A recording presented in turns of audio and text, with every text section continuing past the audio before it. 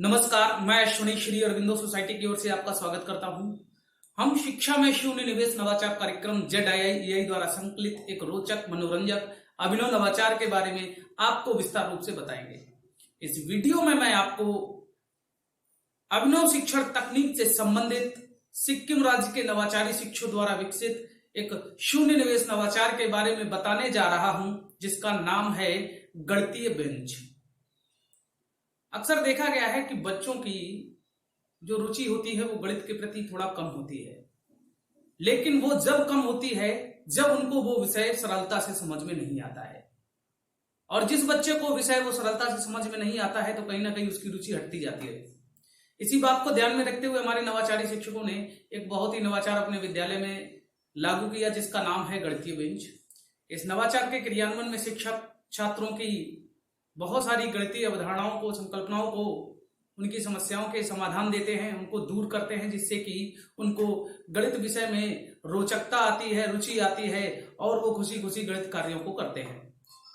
उदाहरण के तौर पे जैसे कि शिक्षकों को विद्यालय में बच्चों को जमीन का मूल्य या दूरी के बारे में बताना हुआ तो उन्होंने कक्षा में सभी बच्चों को बेंच को एक समान दूरी पर बेंच को स्थापित करके और बच्चों को बिठाया। उसके बाद बच्चों से उस दूरी के बीच में नापने के उपकरण उनको देकर के उसका नाप निकलवाया। नाप निकलवाने के बाद जमीन की कीमत को निर्धारित किया और टोटल उस जमीन की कीमत कितनी है उसको उसकी कीमत भी निकालना सिखाया। इसके साथ साथ में जमीन से जुड़े हुए बहुत सारे वहां पर ऐसे बहुत सारी समस्याएं होती है जो छात्रों के अंदर होती हैं, उनको उन्होंने भौतिक रूप से, प्रैक्टिकली रूप से वहां पे करवाया, जिससे कि छात्रों की समस्या को दूर हो।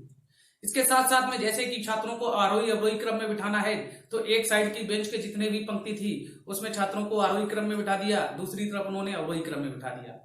उदाहरण के तौर पर उसी तरीके से आकृतियां अगर बतानी है तो कुछ बच्चों को त्रिभुजाकार यानी कि त्रिकोण आकृति में बिठा दिया, जिससे कि त्रिभुज भी उनका क्लियर होता है। कुछ बच्चों को गोलाकार आकृति में यानी कि वृत्त भी उनका क्लियर हो रहा है।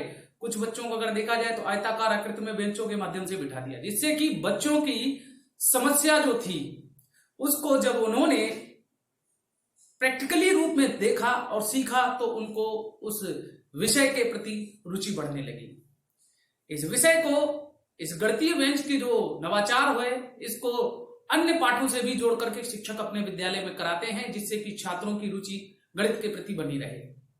इसके माध्यम से अगर बच्चों को सकारात्मक या नकारात्मक के विषय में कराना है तो उन्होंने क्या किया, बच्चों के जोड़े बनाए, लेकिन जोड़े एकदम अपोजिट बिठा दिए। जैसे कि एक जोड़े का चेहरा इस तरफ, एक दूसरे का मुंह इस तरफ।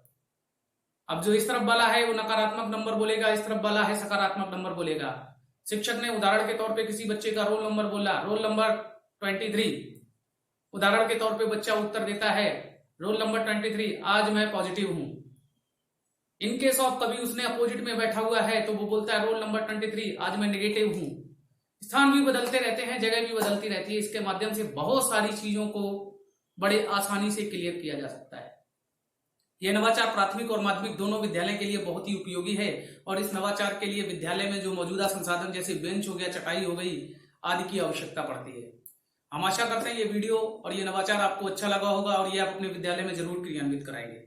ऐसे कई दिलचस्प नवाचार और वीडियो हम आप तक लाते रहेंगे। आपसे अनुरोध है, यदि आप ये वीडियो YouTube पर देख रहे हैं तो कृपया आप हमारे ZII YouTube चैनल को सब्सक्राइब करें, और अगर आप ये वीडियो Facebook पर देख रहे हैं तो कृपया आप हमारे Facebook चैनल को लाइक करें। बहुत बहुत धन्यवाद।